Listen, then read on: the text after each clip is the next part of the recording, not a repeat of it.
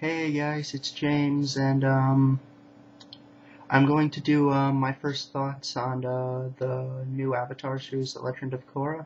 But before I want to get started, I just want to explain something to you. I'm not going to do my first thoughts videos like in the same style as like how I'm doing my current reviews, because I'm just going to keep these like fresh in my mind, not really written down, kind of more like of my kind of non written down kind of format, and I'm going to do reviews in the more written format.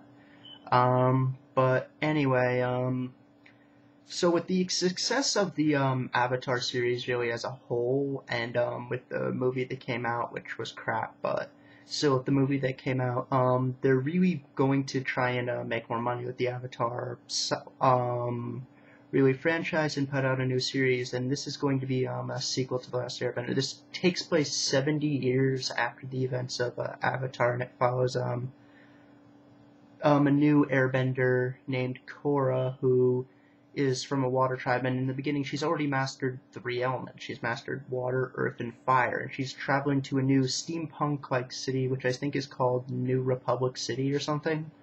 And she's going to, which is kind of like a melting pot, kind of like New York City. Like it's a melting pot of a lot of cultures, a melting pot of a lot of places.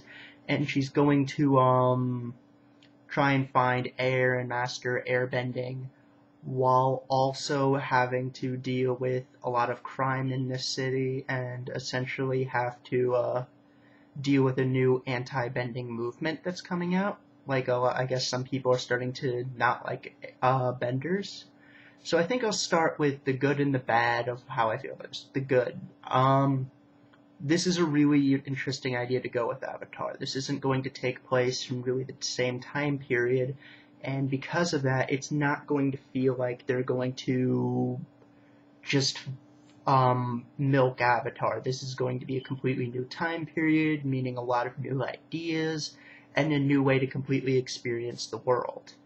I like that Korra is a completely different kind of character from Aang. She seems to be more reckless and more full of herself, and have more of an ego thing than Aang. And I also like that just because she's a girl and a waterbender, that she's not like a Katara ripoff. She seems to be more brash and you know, kind of that kind of a character. I like the animation style; looks brilliant. Animation looks great. I really like they're going in a steampunk direction with that. I think that's a really cool and interesting direction to go with it. Overall, I think the whole idea of an anti-bending movement is really cool. I really like, and I just like the overall of the series. Now, with the bad, I feel like that they're going in terms of the time period for it is a bit too modern for me. It seems to me that, let's be frank, this is going to be successful, and after this, there's probably going to be more Avatar series. And I'm just kind of feeling like, from what I've seen in the trailer, there are cars and stuff around.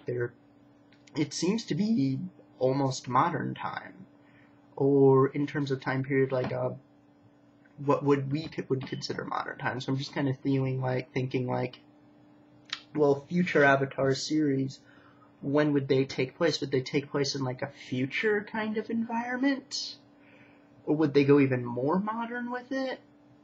It seems like the earliest I could imagine this taking place is like 1930s kind of a time period.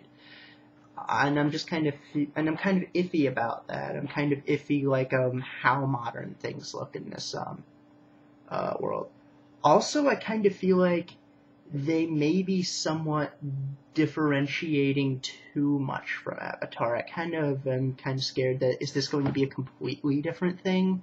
Are fans of the original series going to like this?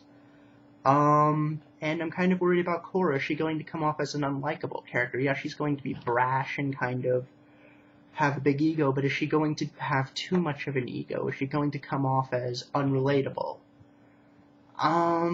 Which is one of the original Avatar series' biggest strengths. All of the characters came off as really relatable.